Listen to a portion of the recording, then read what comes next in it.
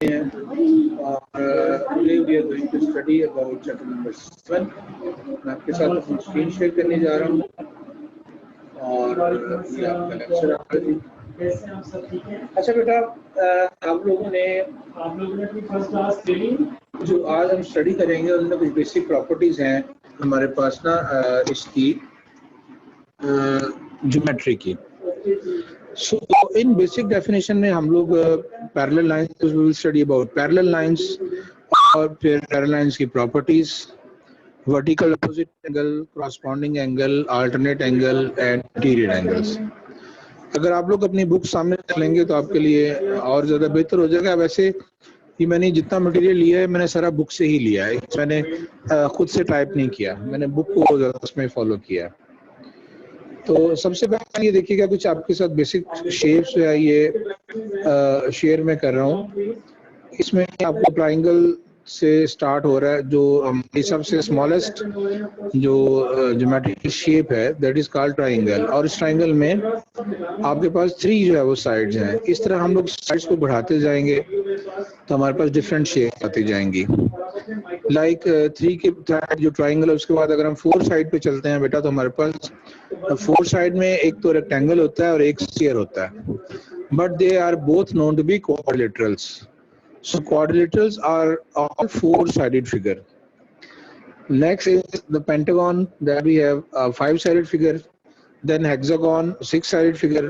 Heptagon, 7-sided figure. Octagon, 8-sided figures.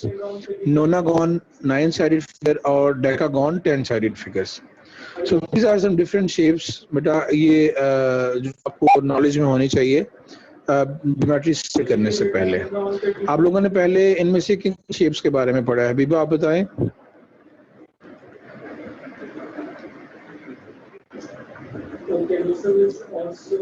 आप लोग मुझे सुन रहे हैं या नहीं?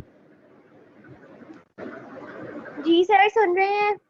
मैं आप पूछ रहा हूँ कि इनमें से मुझे बताओ कि आपने इसमें से कौन सी शेप्स आपने पहले पढ़ी है जिंदगी में, अपनी पूरी लाइफ स्पैन में आप लोगों ने जो मैथ पढ़ा?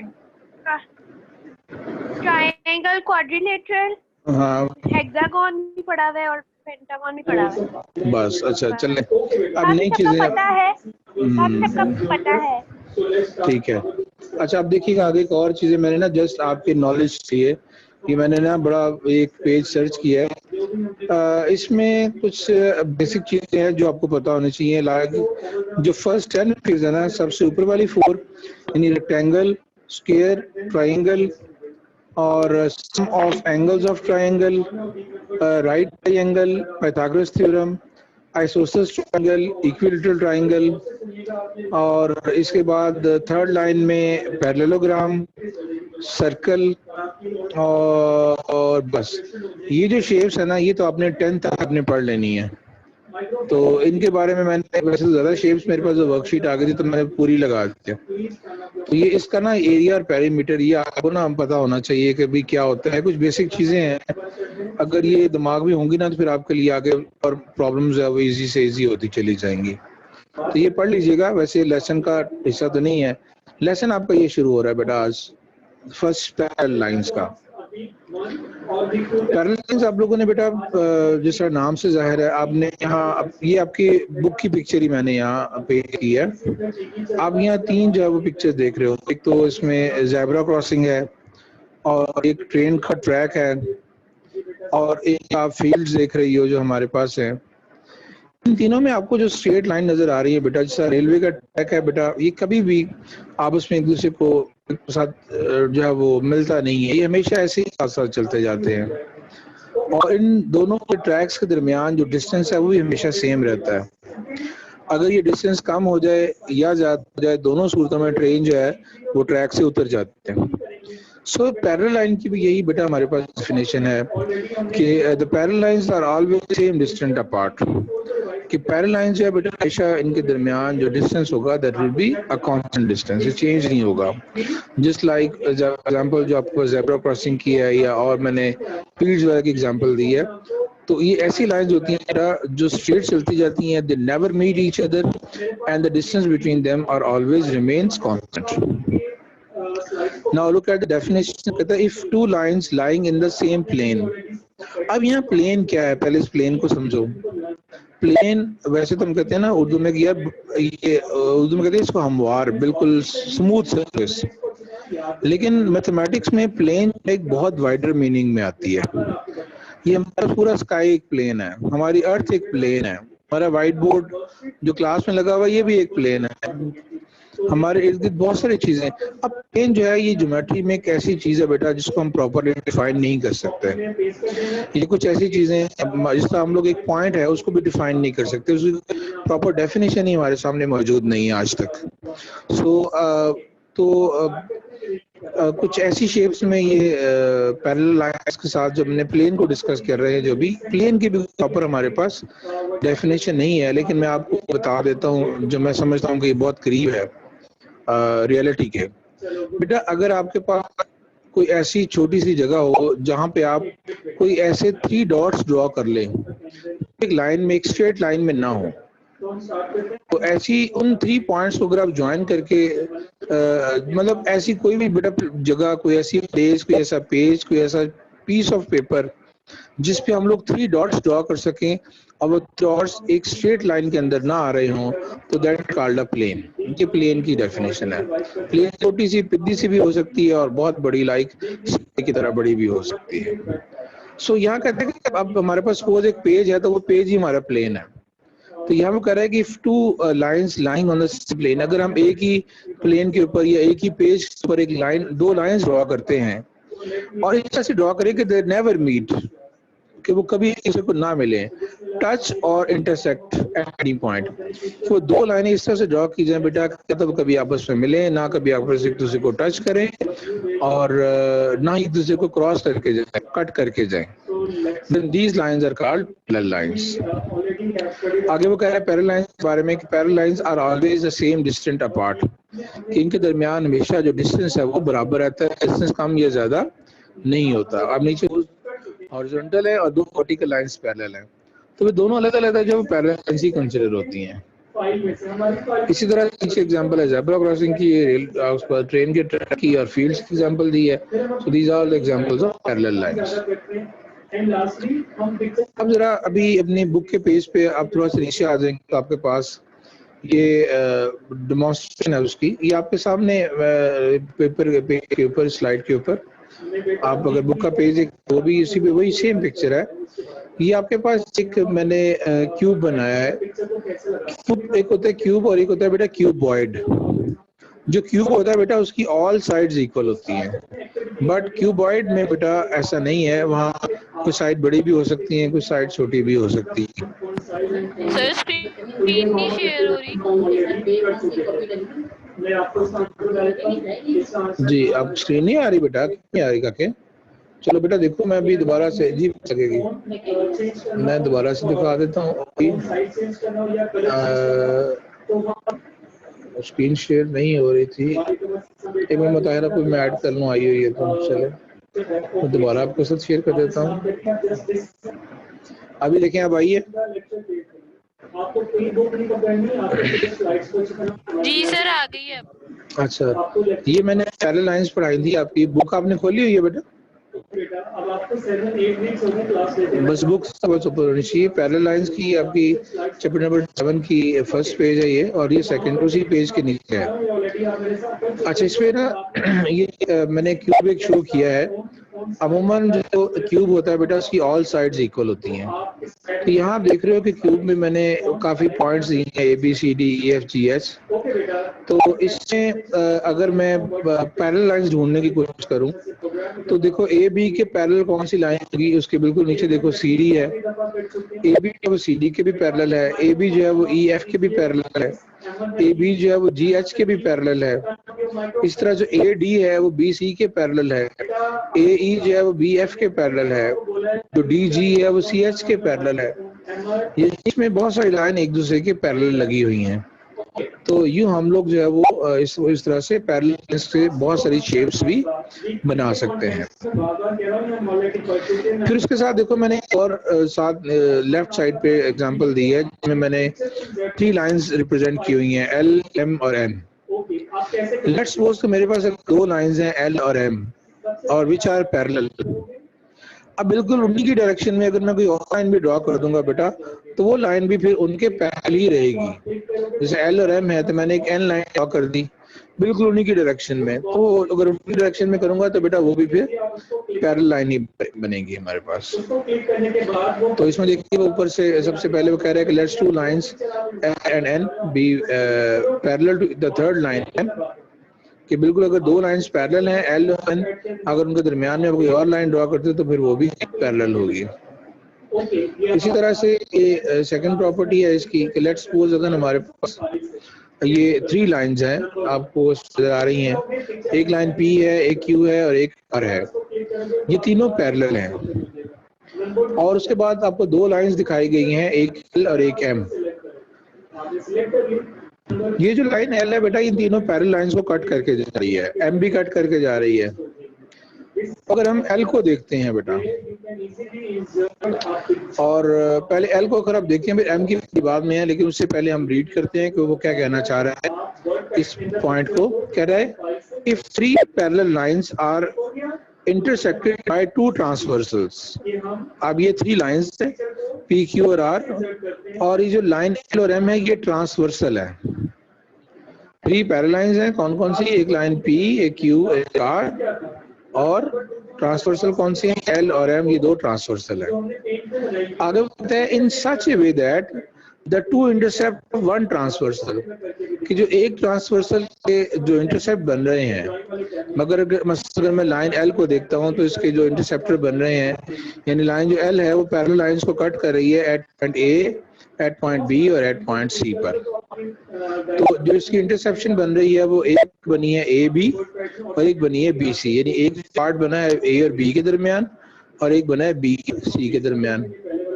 इसी तरह से अगर मैंने एक और ट्रांसवर्सल साथ लाइन M से लिया हुआ है जो इन्हीं लाइंस को D, E और F पे कट कर रहा है, तो बेटा असल में वो कहना ये चाहता है कि जो इंटरसेप्ट लाइन L करेगी वही इंटरसेप्ट लाइन M करेगी। दूसरे लफ्जों में जो AM होगा वो DE के इक्वल होगा, यानी जो A और B का डिस्टेंस होगा वो D और E के डिस्टेंस इक्वल होगा, और जो B और C का डिस्टेंस है वो E और F के डिस्टेंस के इक्वल होगा। ये कहना चाह रहा है कि 3 parallel lines are intersected by 2 transversal in such a way that the 2 intercept on one transversal are equal to each other, the 2 intercept on the second transversal are also equal। कि अगर एक साइड पे transversal equal है तो दूसरी side पे भी equal होंगे। कहते हैं the above figure the 2 transversal L and M intersect 3 parallel lines P, Q and R at the point A, B, C and D, E, F respectively। The intercept formed by transversal L जो है वो कौन कौन से transversal है वो intercept बना रहा है, वो एक AB बना रहा है एंड BC बना रहा है। So AB and BC are intersected by transversal M, और M पे बन रहे हैं that is DE and EF। Tool के मुताबिक वो कहता है कि जो AB है, अगर AB और BC आपस में इक्वल हैं, if AB and BC are equal to each other then DE and EF should also be equal to each other, so they will be both of the same transversal। So this is your second property। Third property में देखें बेटा, अभी हमारे पास third point हमारे पास है। अब इसमें आपको एक ट्राइंगल नजर आ रही है कि इफ ए लाइन, आपके पास एक ट्राइंगल ये नजर आ रही है, ट्राइंगल A, C और E, बड़ी वाली ट्राइंगल आपने देखना है A, C और E। अब हम लोगों ने क्या किया, A और C का मिड पॉइंट ले लिया, वो पॉइंट आ गया B, और C और F का मिड पॉइंट ले लिया दैट इज D, और अगर B और D को आपस में मिलाएं तो ये एक और छोटी सी लाइन बनती है BD। तो जो BD हमारे पास लाइन आई है जो A, C के मिड पॉइंट से और C, E के मिड पॉइंट को आपस में मिलाने से आई है। ये जो लाइन होती है ये अपोजिट साइड AE के पैरेलल होती है, यानी BD जो है ये AE के पैरेलल होती है, लेकिन लेंथ में उसके मैग्नीट्यूड में ये उससे हाफ होती है, याद रखें। लेकिन यहाँ उसने कहा नहीं है, यहाँ से उसने इतना ही कहा है कि BD is parallel to A।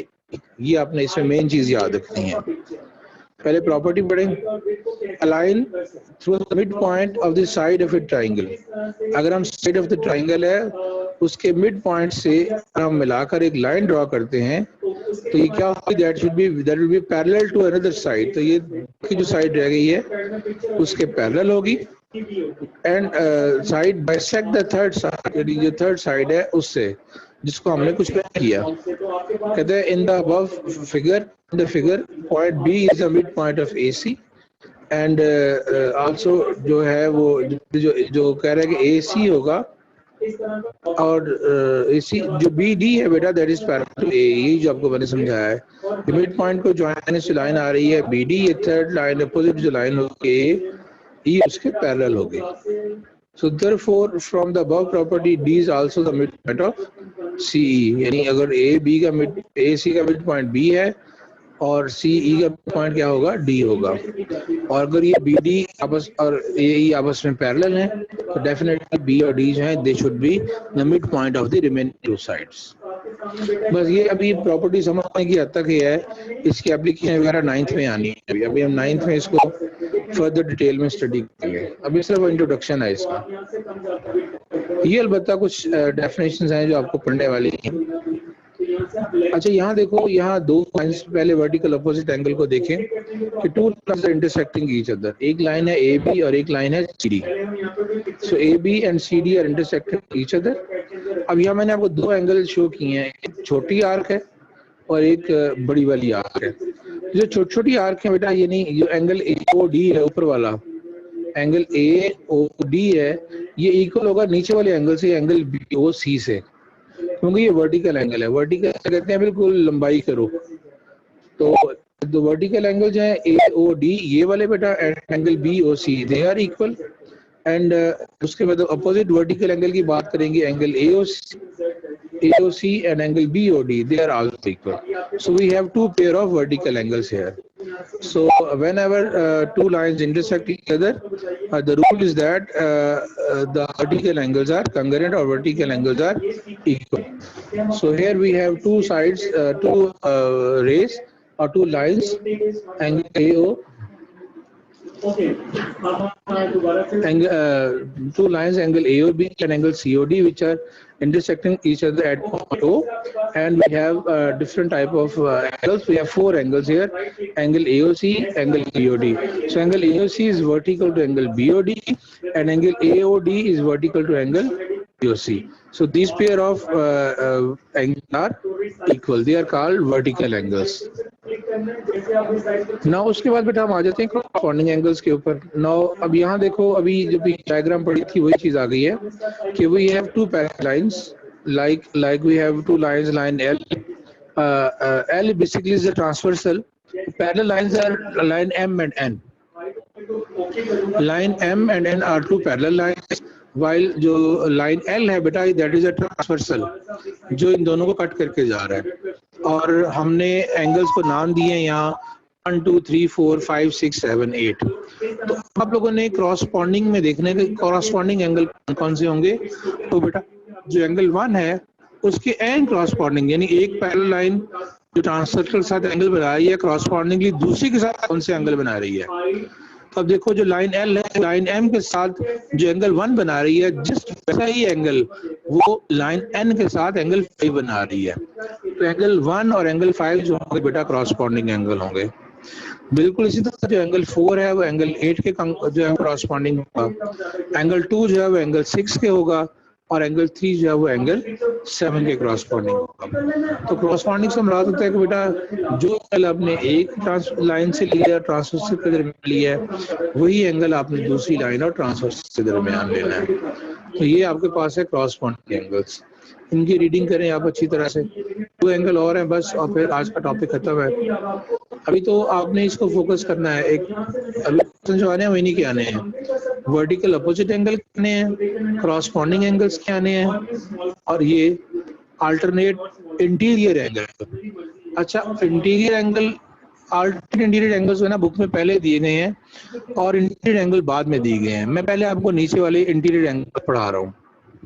आप देख रहे हो कि नीचे जो डायरेक्शन ऑफ इंटीरियर एंगल की उसमें दो पैरेलल लाइंस आपको दी गई हैं और एक ट्रांसवर्सल दिया गया है। उस ट्रांसवर्सल में एंगल 1 2 3 4 दिखाए गए हैं। तो बेटा पैरेलल लाइंस के दरमियान में जो एंगल बनते हैं, इनके between, they are called interior angles, और जिन दोनों के बाहर बनते हैं they are called exterior angles. तो इंटीरियर एंगल्स कौन कौन से, 1, 2, 3 एंड 4। इसकी डेफिनेशन तो देखिएगा कि consider the pair of angles marked 1, 2, 1, 3, 2 and 4 कहते हैं which both the angles in a pair are on the same side of the transversal। Transversal बिल्कुल सेम साइड पे, तो जो 1 और 3 वो भी सेम साइड पे है, 2 और 4 वो भी सेम साइड पे है, तो लेकिन ये चारों के चारों है इंटीरियर एंगल ही, ठीक है। तो कहता है both of the angles of the pair are on the same side of the transversal and between the two parallels, तो these all angles are called interior angles। इन तमाम एंगल्स को इंटीरियर एंगल्स ही कहेंगे जो पैरेलल लाइंस के दरमियान आते हैं। अब अगर मैं आता हूँ ऊपर डेफिनेशन अल्टरनेट इंटीरियर एंगल्स पे, तो अब अल्टरनेट में बेटा आपने थोड़ा ध्यान रखना है कि जो एंगल बी है, अगर मैं पहले इंटीरियर एंगल की बात कर रहा हूँ, अल्टरनेट इंटीरियर, एक्सटीरियर की तो बात ही नहीं कर रहा। अब यहाँ ऊपर डेफिनेशन में अल्टरनेट इंटीरियर एंगल में पहले इंटीरियर एंगल देखो कौन कौन से हैं, बी, सी, जी और एफ हैं। तो बेटा जो बी है इसके जो करस्पॉन्डिंग अल्टरनेट एंगल होगा वो दूसरी तरफ एग्जिस्ट करेगा, वो सेम साइड पे एग्जिस्ट नहीं करेगा। तो जो बी के अल्टरनेट होगा वो नीचे वाले पैरेलल साथ जो एंगल बन रहा है एफ, ये उसके साथ जाएगा। तो एंगल बी और एफ जो होंगे बेटा basically they are going to be interior alternate interior angles. B और एफ इंटीरियर होंगे और इसी तरह से सी और जी भी अल्टरनेट एंगल्स होंगे। पी और एफ बेटा अल्टरनेट एंगल होंगे और सी और जी। नीचे वाली डायग्राम देखें अगर इंटीरियर एंगल की, तो इसमें एंगल 1 और 4 जो है ये अल्टरनेट इंटीरियर एंगल्स हैं। 1 और 4 are alternate interior angles, while angle 2 and 3 are also alternate interior angles. और ऊपर वाली फिगर में जो अल्टरनेट इंटीरियर एंगल की डेफिनेशन है उसमें बी और एफ जो है वो बेटा अल्टरनेट एंगल्स हैं और सी और जी अल्टरनेट एंगल्स हैं। अच्छा एक और चीज देखो जरा, यहाँ है ये फर्स्ट प्रॉपर्टी भी अप्लाई होगी, फर्स्ट लॉ। यहाँ लाइन एल और लाइन एक्स एक दूसरे को इंटरसेक्ट कर रही हैं, तो वर्टिकल एंगल्स बन रहे हैं इसमें। तो इसमें बी और डी वर्टिकल एंगल्स हैं, वो भी इक्वल होंगे। ए और सी वर्टिकल एंगल्स हैं, वो भी सेम होंगे। इसी तरह साथ ही नीचे भी ऐसे हो रहा है, तो एफ और एच जो है ये अल्टरनेट एंगल, ये वर्टिकल एंगल्स हैं, ये भी इक्वल होंगे। और जी और ये भी वर्टिकल एंगल्स है, ये भी इक्वल होगा। अच्छा अभी तो मैं आज स्कूल में कोशिश करूंगा कि इंशाल्लाह नेक्स्ट लेक्चर अगर नहीं कल वो इधर है तो मैं किसी वीकेंड में ना ये लेक्चर सारा बोर्ड पे एक बार फिर दोबारा से करवाऊं। इरादा तो मेरा बोर्ड पे करवाने का था लेकिन मजबूरन मुझे जब करना पड़ा, इस वजह से आज हम फिर स्लाइड से ही रीड कर रहे हैं। तो इनकी बस आप यही आज आपका काम करता था। जो आपने 4 डेफिनेशन आपने याद करनी है वो ये वाली है। एक तो आपने ये याद करनी है ये डेफिनेशन पैरेलल लाइंस की, ये डेफिनेशन आपने लिखी है कॉपी पे और याद करनी है। और उसके बाद आप डेफिनेशन जो लिखनी है और याद करनी है वो ये दोनों है, vertically opposite angles, corresponding angles, alternate interior angles और interior angles। ये 5 definitions हैं जो आप अपने आज कॉपी पे लिखनी है और आज आप लोगों ने याद करनी है, ठीक है बेटा। तो ये आपकी आज की टास्क है, तो इसको आज आप कंप्लीट करें और इंशाल्लाह हम लोग कभी जो है वो अगर आप कोई क्वेश्चन करना चाहें तो आप वो कर सकते हैं। तो ये टास्क नंबर 1 आपको दिखा दिया कि आप डॉक्यूमेंट को कैसे सेव करते हो। टास्क सर एक दफा प्लीज होमवर्क रिपीट कीजिएगा, मुझे आवाज नहीं आती क्लियर है। बेटा सिर्फ जो डेफिनेशन मैंने दी है ना इसमें पैरेलल लाइंस की और पैरेलल लाइंस है और इंटीरियर एंगल्स है, 5 टोटल डेफिनेशन है जो मैंने पढ़ाई हैं। तो मैंने कहा कि आपने उन्हीं बस 5 डेफिनेशन को ही आप लोगों ने तैयार करना है, ठीक है। सिर्फ ओके सर। और इसके